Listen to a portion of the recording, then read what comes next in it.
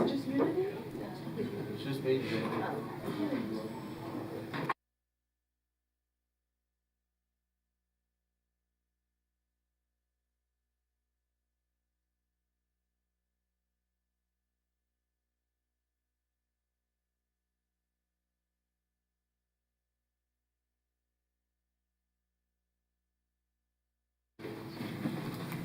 Very good. We're on the air. Good morning, Tim. Good morning, Sheena. And we're going to talk about compensation. Do I start with you or do I start with Sheena? Well, I'm just going to turn it over to Sheena, so let's start with her. Very good. Morning, Sheena. Good morning, Commissioners. Thank you for allowing us time today to publicly talk to you about the compensation information that you received last week from our vendor, McGrath Consulting. We've had a chance to brief the Commission on these items, but today we'll be looking at 4 different scenarios and discussing which direction the Board of County Commissioners would like to move forward with. As a reminder, you were presented information last week regarding the market data for EMS, fire, and the District Attorney's Office. It highlighted that some areas were more in line with market wages, while others were very significantly misaligned. You also heard how the STEP plan would work, the commitment it would take to make this plan effective, and recommendations moving forward. Today, we want to look at 4 scenarios, keeping in mind that there is still much work to be done to finalize these plans before implementation. However, we are getting close to our deadline for budget purposes, and we are eager to understand the direction of the Commission. As we walk through each of these scenarios, please remember we have an estimated cost for implementation. We know that we will have many more rounds of checks and balances before we communicate any of these changes.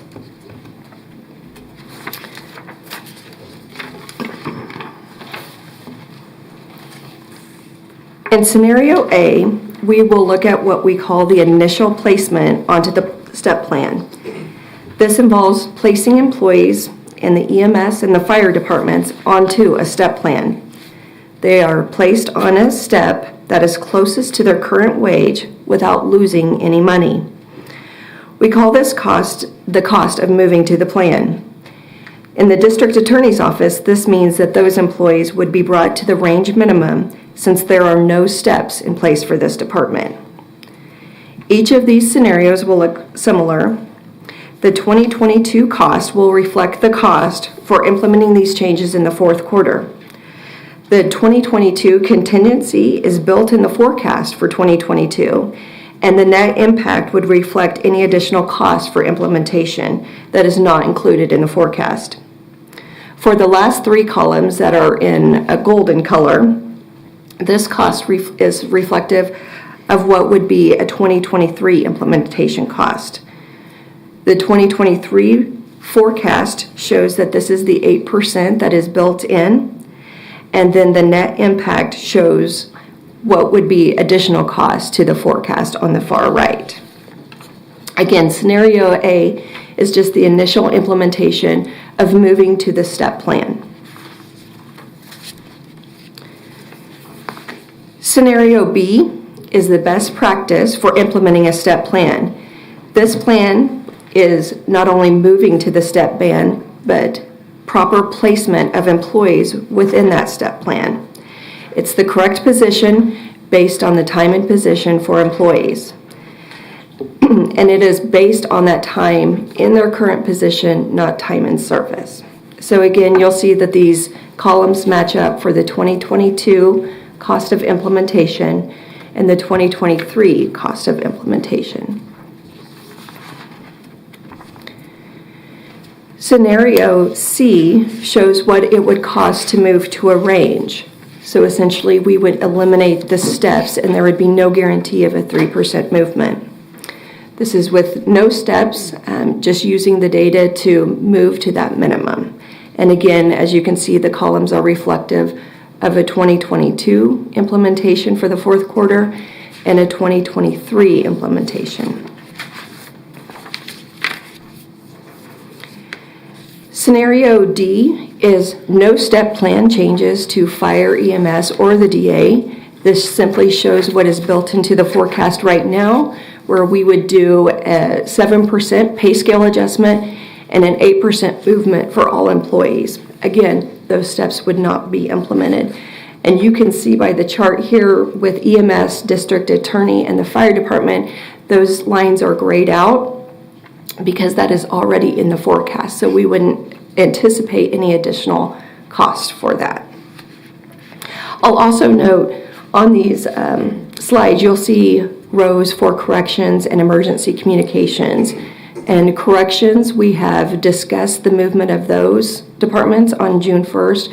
We're also anticipating some movement within emergency communications later on this year. So the next steps in the discussion moving forward today is we need to know, again, for budget purposes, which direction this BOCC would like to move forward with based on each of those scenarios. If you would like us to move forward with a step plan, we will review each position moving forward. So we will look at each of those positions and what that means for placement within that plan. There will be collaboration between HR and those departments to fully understand where employees will land on the plan and make sure that that is accurate. We want to make sure that if we do move forward with this, we do it right the first time. And then again, continue forward with implementation of compensation plans for 2022. And I reminded you all yesterday of the timeline moving forward with each of those options. So with that, I will stand for any questions, or Chairman, if you have anyone you would like to speak. Well, thank you, Sheena. I appreciate it. First of all, I want to thank HR, Finance, and especially the folks from the DA's office, Fire, and EMS for working on this. I know you spent an awful lot of time and effort on it. You briefed every single commissioner yesterday individually. So we've had some in-depth reviews, and we actually got a whole lot more spreadsheets yesterday than you showed us today. As I told you yesterday when I had my briefing, I have wanted us to move to steps, and I've promised folks that we'd move to steps, so I think we're going in the right direction. And I don't have any questions at this time, but if you ask me which one that I prefer scenario B as in Bravo. Commissioners, anything else? Put that up. Can we put scenario B back? Oh, can you put scenario B back up, please? Thank you. Commissioner Cruz. Sorry, I'm like, can I flip my light on? So this was a pretty in-depth discussion when you think about all of the years of service and moving from different steps. I mean, I had to go back and check this out myself for a little bit after our discussion, just because it is so in-depth. So I appreciate the time that you guys put into this. I think we decided it was over a year of you guys working on this. Is that right? So that's a lot of time to really determine what's the best use of our funds. And I agree. I think if we're able to do it in the budget, I think scenario B is exactly where I'm leaning as well. So I appreciate the opportunity to have this conversation in the public, and I hope that others will voice their concerns if that's not the best option, so that we can try to evaluate what is. But it sounds like this is hopefully a step in the right direction, understanding that it might not be exactly what everybody is wanting, but I'm hoping that it'll at least get us there. Thank you. Thank you. And I probably should explain why I chose scenario B a little bit. Sedgwick County, if you look at what our mission is in Sedgwick County, it's to serve the public. Every single department somehow serves the public. And we have to have employees to do that. This commission doesn't do it. The employees that we have working, people like are in the room today, they're the ones that serve the public. If we don't have employees, we're not accomplishing our mission, which we're charged with accomplishing. So we need to be able to make sure that we're at the market rate, that we're paying our employees at a fair market value, and that we let them know that we value their work, so that we can make sure that we retain the great people we have today and recruit the people we need for tomorrow. Commissioner Howell. Thank you, Mr. Chairman. Just as we talk about the different scenarios, we have to also talk about the physical impact I'm curious to know if we capture the assessed value growth that we are aware of right now for 2022 and 2023 coming up, where does that leave us in terms of fiscal impact? Morning, Lindsay. Good morning, Commissioners. So we are in the process now, well, I shouldn't say we, Lori and the Budget Office are in the process of updating the forecast now based on what we understand as a consensus from the Commission on what the preference is. And so we will put that together as well as whatever decisions come out of Budget Team based on decision packages, capital improvement, and all of that. And then I'll be able to give you a better answer, a very clear answer on where we are fiscally with this. I do have confidence that this will be fine, but that depends on what we do with the mill levy rate, how that value does come out in the long run, and those other decisions. If we try to keep the mill levy at its current level, this still, you think it still works? Yes. Okay. The other thing I was just going to say, I said this yesterday, I think public safety is our priority. Out of all the things we do in Sedgwick County, public safety is our highest priority. I think every elected official would say that. We certainly have to find ways to try to keep the staff positions as full as possible. I think that's a great goal to have. I am concerned about the mill levy level for the fire districts especially, and so I'm a little bit concerned about the long-term impact of this. I'd like to see some projections to see how this plays out. The 1.6 million impact for 2023, again, it's roughly $1 million per mill in the fire district. Am I about right, Lindsay? Roughly it's about $1 million per mill in the fire district. So it's about a 1.6 mil impact to the fire district. And again, if the assessed value growth covers that, that certainly is one solution to use. The other thing I talked about yesterday was I would like to see us explore, maybe this isn't the right time to bring this up, but explore shift options for, every one of the fire stations, I believe, has a full crew 24 hours a day, except for a couple of them I think are different, but most of them are full crew 24 hours a day, 7 days a week. And I don't know if the call volume can be analyzed and say there's certain parts of the day where the firefighters are busier than they are other times of the day. But it might be important to look at, the call volume over time each day and find out if there's opportunities for some shift options to maybe be a little creative and have a higher level of crew certain parts of the day and maybe a little bit less in other parts of the day. I think EMS does a good job in terms of, they build up during the daytime and then they kind of reduce their numbers at night, and then they also stage. So the ambulances are staged wherever they are needed, and I know they do a good job at that. So again, if we follow that model in the fire district, maybe there's opportunities for us to find some efficiencies, even in the fire. You'd think, well, there's no way to find efficiencies in a fire department. I think there are. We need to explore that a little bit, and I think we need to be open to looking for ways to find some efficiencies. Otherwise, if you really want to get the pay up, I see 13 gentlemen in the back. Thank you for coming here today. If you want to get your paycheck up, efficiencies is your friend. You have to find efficiencies to get your paycheck up where you want it. And I think you have to decide if you want to have efficiencies and see more money in your personal paycheck. I think that's the options you have to explore. But if we don't take a look at that, then it's going to be hard to get those paychecks up where you guys would like to see them. So it's to your best interest, I think, to explore these ideas. Thank you, Chairman. Thank you. Commissioner Lopez. Thank you. I just want to reiterate what everybody else has said, and just I really appreciate all the work and time that's gone into all of this. I can't imagine it was easy, but I do agree that B is the best scenario. If our number one priority is making sure that we're retaining our staff and paying them what they deserve to be paid, then that's the best option to go with. So however we need to make that work, I would be in favor of B. Thank you. Thank you. Commissioner Meitzner. Thank you, Mr. Chairman. And again, thank you, staff, for all the work that's gone into this. We've heard a lot about some of the various departments over the last year or year plus that we're grossly behind in market compensation.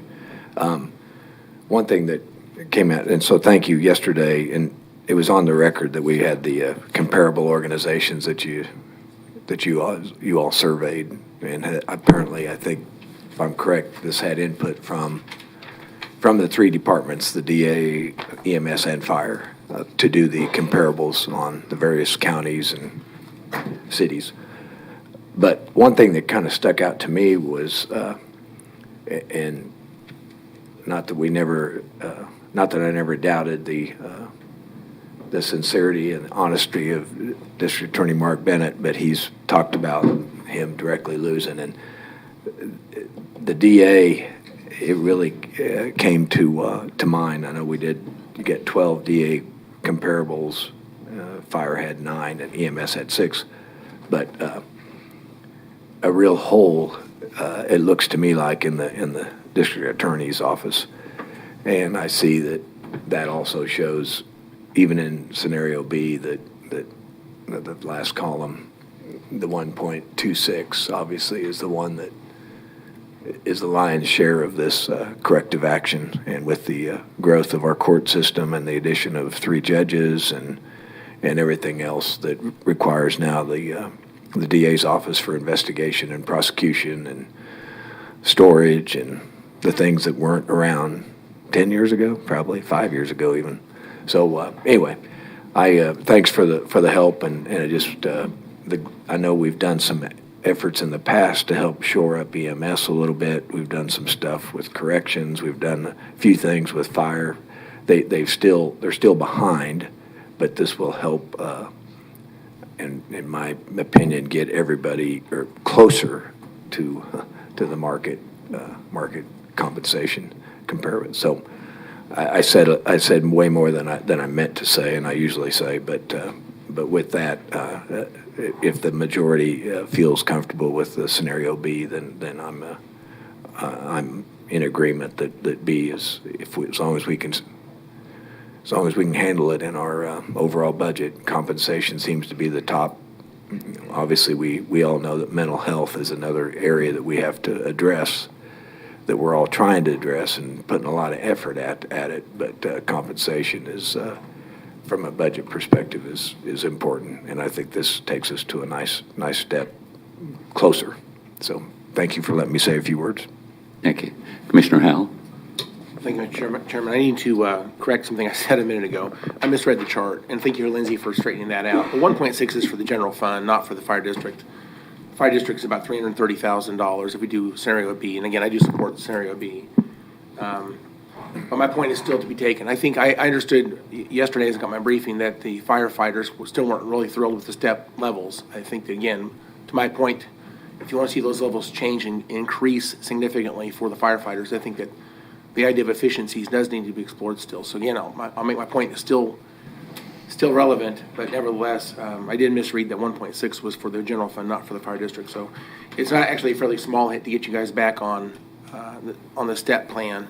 Even scenario B is fairly reasonable for the fire district. That's not the big part of this, I don't think. The harder part of this, I think, is for the district attorney's office. But I understand also correctly the attrition rates that the DA's office are actually highest amongst the 3 departments we're looking at today. Yeah. So obviously we have to do something there as well. But, all right, thanks for giving me a chance to clarify that, Chairman. Appreciate that.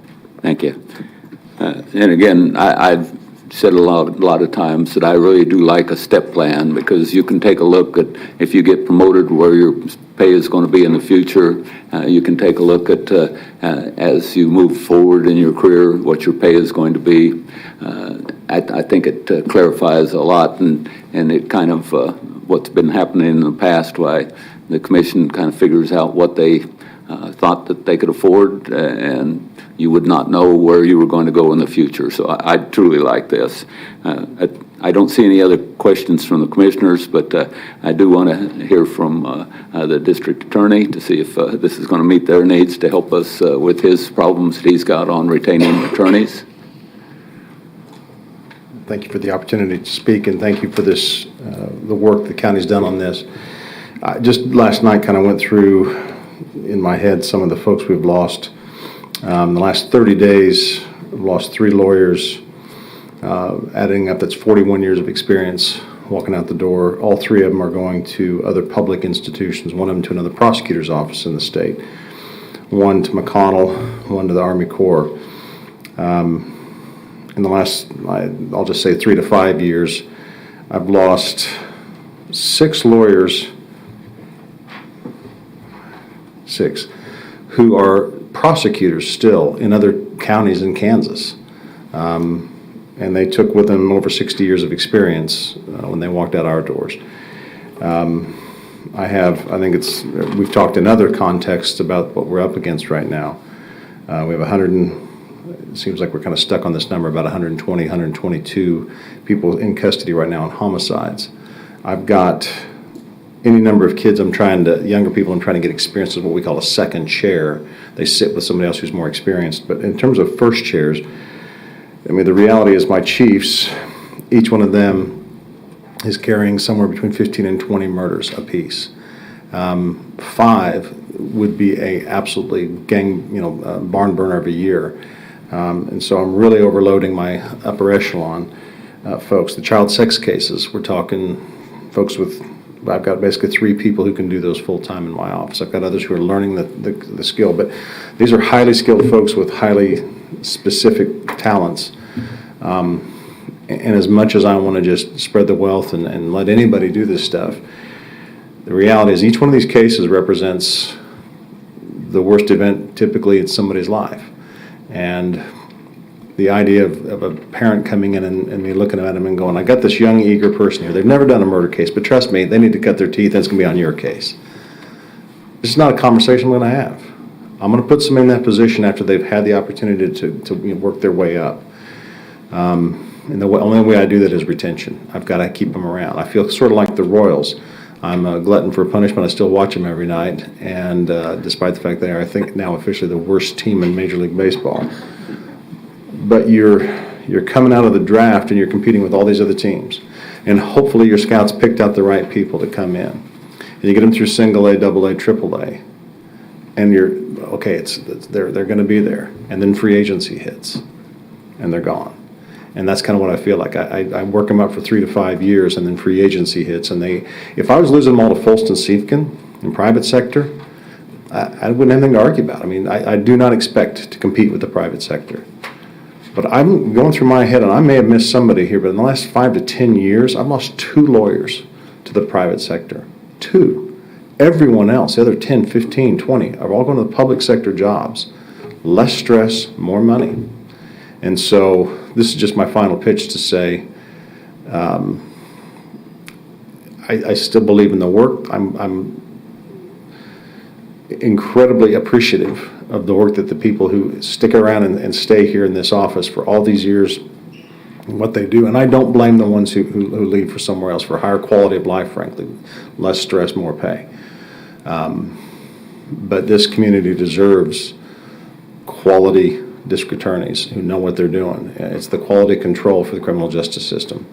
And this proposal, after much hard work by the county, to me is a tremendous step in the right direction. And so on behalf of all of the employees of the Office of the District Attorney, I fully support any effort you can make. And specifically, if you're asking about scenario B, absolutely. That would be a game changer. I mean, I had a young lady, I'll leave you with this. I had a young lady who I thought, and she thought, wanted to be a career prosecutor. She ended up going to a public defender's system at in the federal side. And she stood in my office when she gave me her resignation kind of tearfully and said, this is the difference between paying off my student loans in 10 years versus 30 years, Mark. And I go, okay, I get it. And that's where she's at. That's hard to compete with. So thank you very much for your time and consideration. Thank you, Mark. I appreciate it. Chief Williams.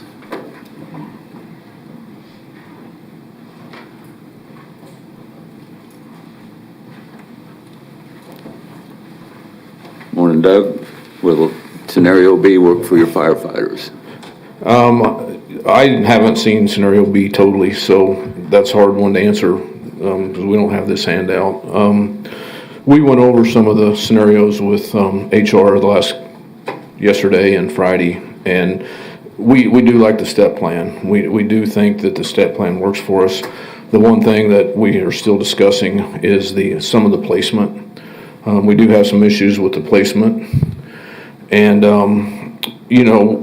and the other thing we have an issue with, of course, is credentialed paramedic pay for our people. We have about 10% of our people that are paramedic trained, and we don't pay them anything if they credential and carry tools and to help EMS out. So that's something else we want to look at down the road also, is compensating. And we have, I believe we have 15 advanced providers, and 9 of them have credentialed and 6 of them have not. And with the response times going up for EMS at the current time, we think that we could be very helpful there if we could entice the other 6 to credential.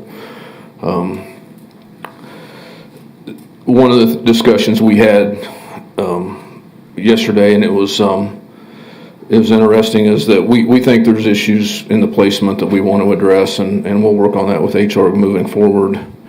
But the comment was made about, well, what's the goal? Market adjustment or happy employees? Because the comment was made, we'll have a few people that'll be very upset. And I think that's a good comment to make, because happy employees aren't walking across the street for 50 cents or $1 more an hour. So I think, we can say that our goal here is not to have happy employees, but we want to have employees that are satisfied and feel like they're treated properly and want to stay with our department and not. Our people don't have to relocate to Topeka or to, Kansas City, Missouri to get more pay. They know that a certain amount of them right now can walk across the street, and Wichita will give them 5 years of retirement benefit for up to 5 years of retirement. So we know we can lose people up to 5 years that can walk across the street and start in their retirement plan at the 4 or 5 year point. They can cash in their capers, pay into Wichita's plan, and get 5 years credit. We know that. And that's a hurtful for us, and so we do have to work hard to get our people compensated correctly. And matter of fact, Derby has taken 2 of our people and brought them in way above minimum. We had 9 and 10 year guys that went to Derby, and they didn't lose much money. So anyway, so like I said, moving forward, we like the step plan. I think overall our firefighters, lieutenants, captains are very pleased to go to a step plan, but we do want to be very careful because we don't want to screw it up off the get-go. Very good. Well, I appreciate it. I don't see any questions. Thank you for your comments. So, EMS, Kevin Lanneman. Good morning. Yeah, I'd just like to echo what Mark and Doug said. I think what we know about scenario B would be very beneficial for EMS to help the recruitment and retention of the paramedics and EMTs that we have. I know it's been well documented how short-staffed we've been, and our people have been working very, very hard for quite a while, serving the public and doing a wonderful job. So getting them the compensation that I think they deserve would be paramount in this. I know we talked a long time ago about some discrepancies in pay, and especially in the upper ranks, and I think it was brought up about some discrepancies if you look at pay between us and the fire department. They're still looking at this, EMS captain compared to a fire department captain with the county, it's about $23,000 less. A shift commander, which is comparable to a division chief on the fire department's about $17,000 to $19,000 less. So there's still some things that we'd like to see fixed in this, but I think overall this is a giant step in the right direction for this, for recruitment and retention of our quality paramedics, and so thank you. Thank you. I don't see any questions. I appreciate your comments. Thank you. And Rusty Leeds, are you going to speak for corrections and emergency communications?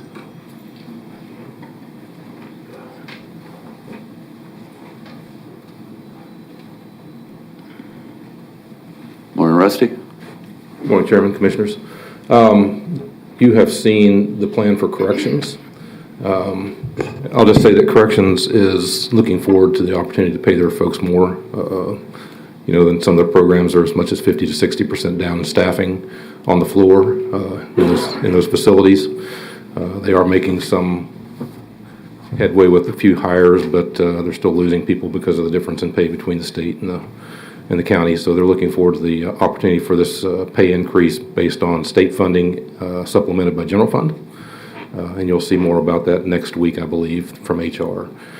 And on the emergency communications side, we haven't spent a lot of time talking to Alora about that yet. A lot of that's been internal discussion and calculations, and so we will get with her and have more conversations with her about the specifics. We're looking toward fourth quarter for emergency communications. But again, staffing at emergency communications is competing with call centers outside of 911. 911 is a very stressful environment to work. They're taking calls from people in crisis, and so they experience a lot of trauma with which they have to deal based on the things that they hear and deal with on the phone. And then shift work is also a stressor for people. So increasing pay to get them up to market with other call centers where the stress level is much lower, where they're doing marketing and sales type calls, is something that we really need to do. Those folks are first responders. They're the first person to take those calls to make sure that the right resources get to the right place at the right time. And we need to bring staffing up there. We need to pay those folks competitively. So we'll be talking more with the director of emergency communications here over the next few weeks and finalize a plan for them to hopefully launch fourth quarter of this year. So, Thank you, Rusty. I don't see any questions. I appreciate it. Well, Sheena and Lindsay, I guess, stand by. Commissioner Meitzner. Yeah, but thank you. One thing I forgot to mention, so in our discussions and review, the scenario B also has adjustments for commonly called compression. So some of the other scenarios were maybe helped the minimal area, but it didn't help the overall departments. So the STEP plan handles also the existing employees in the, quote, the compression world. So I don't think you mentioned that earlier, but I believe that's the case. Can you confirm? That is correct.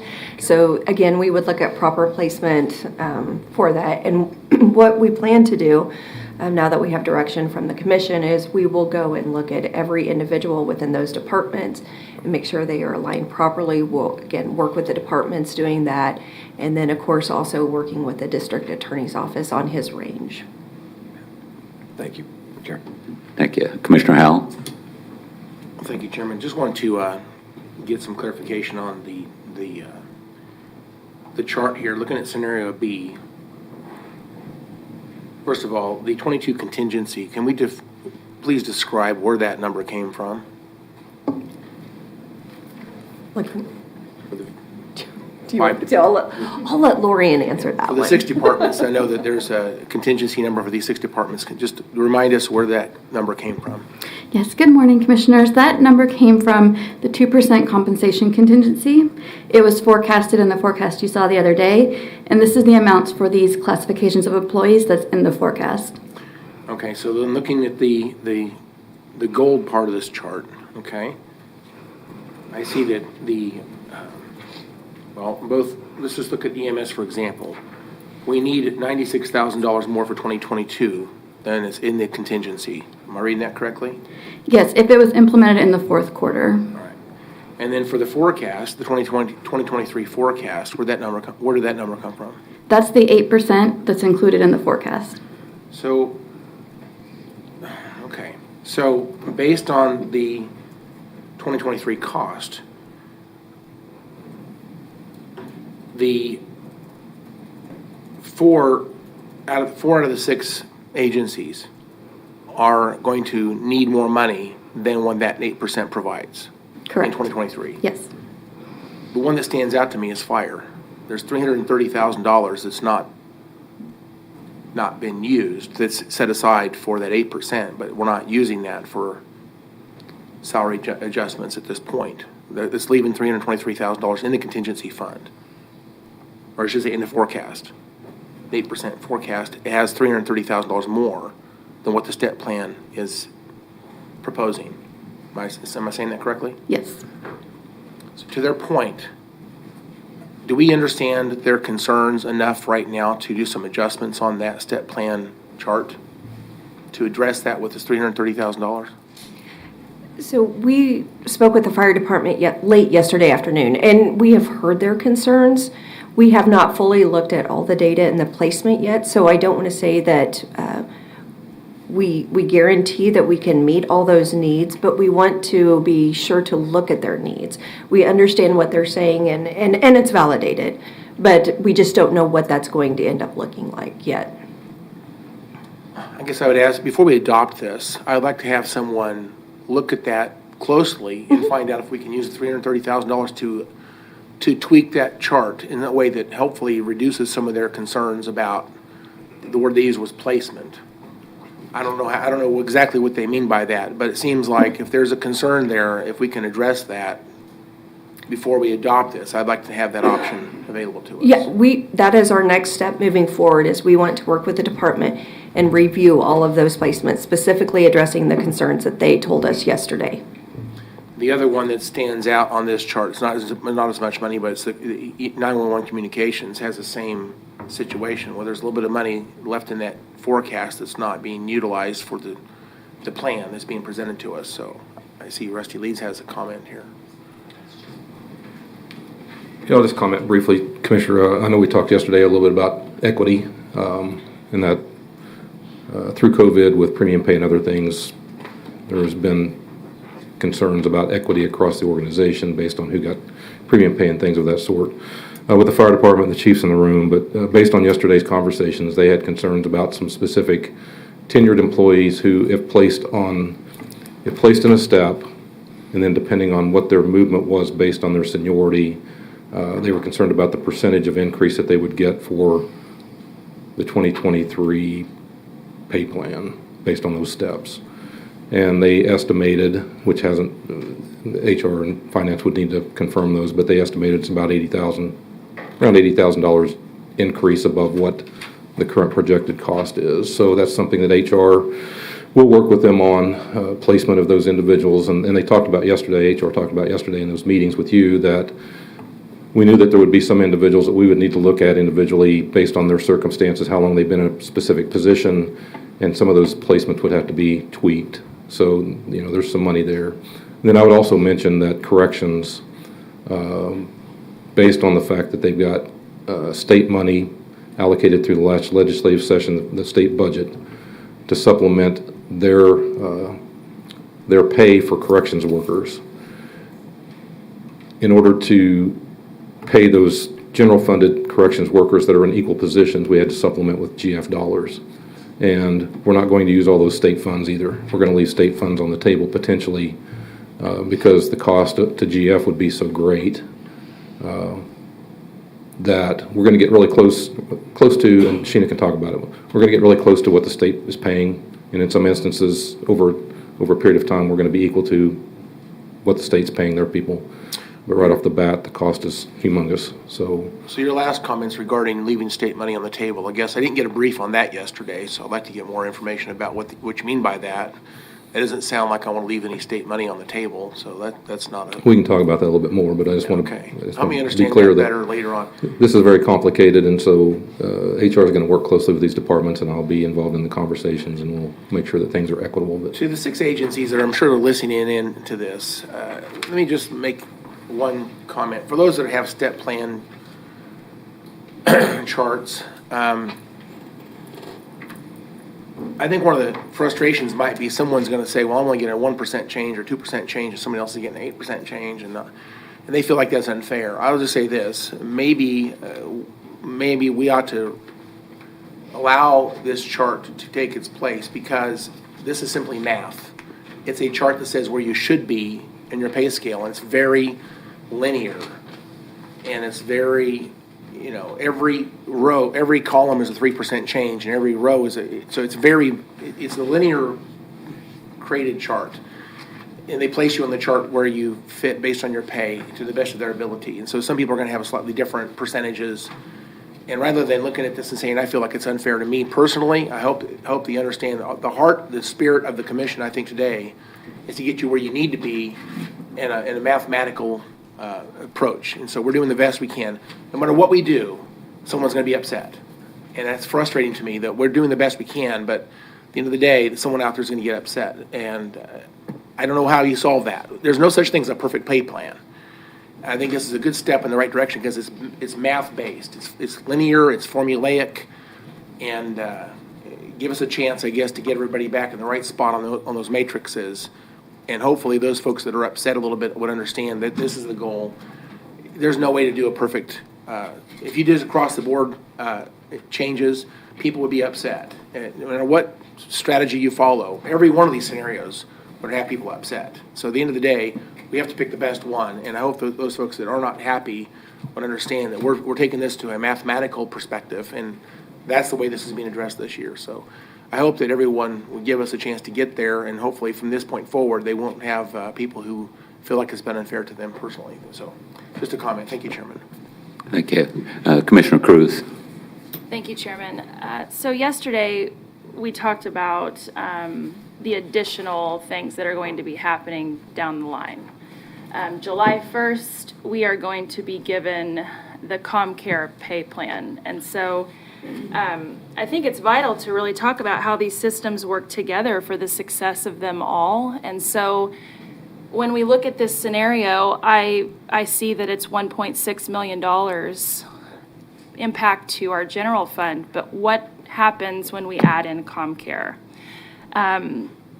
Today I get it that we're talking about public safety.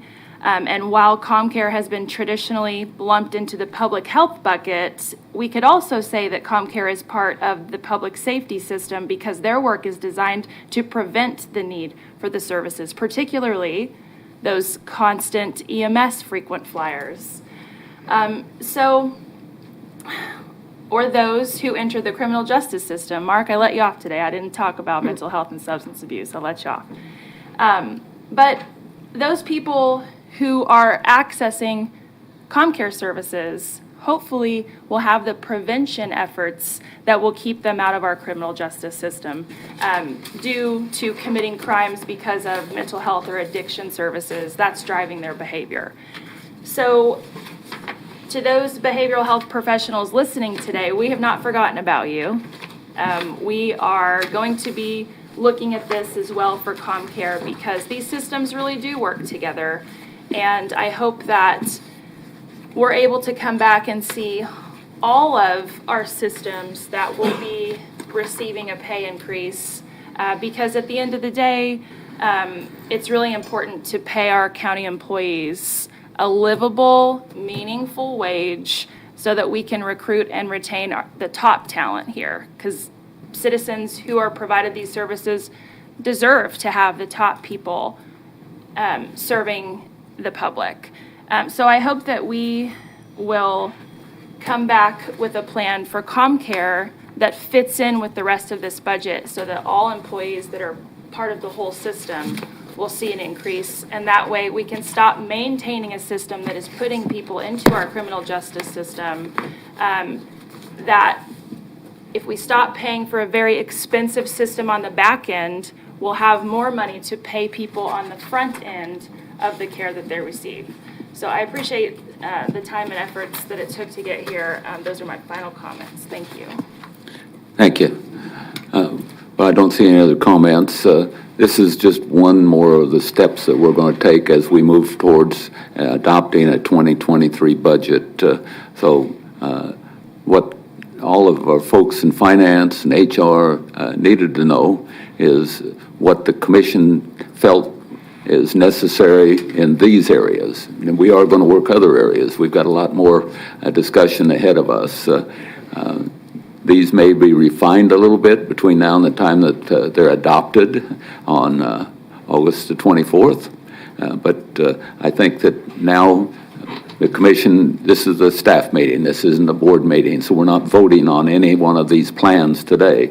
But what we did do was provide some guidance to finance and to HR on what we are hoping to see in the manager's budget that he will present to us in July and that we'll adopt in August. So do you have enough guidance from the commission at this point?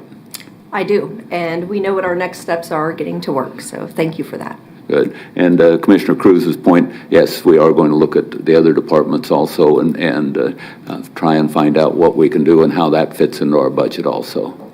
Yes. Okay. Anything else need to come before this staff meeting today? Again, thanks everyone for attending today. I hope that you've had your questions answered, and we look forward to working through this process up until August the 24th. Thanks for everyone. I appreciate it. We're adjourned.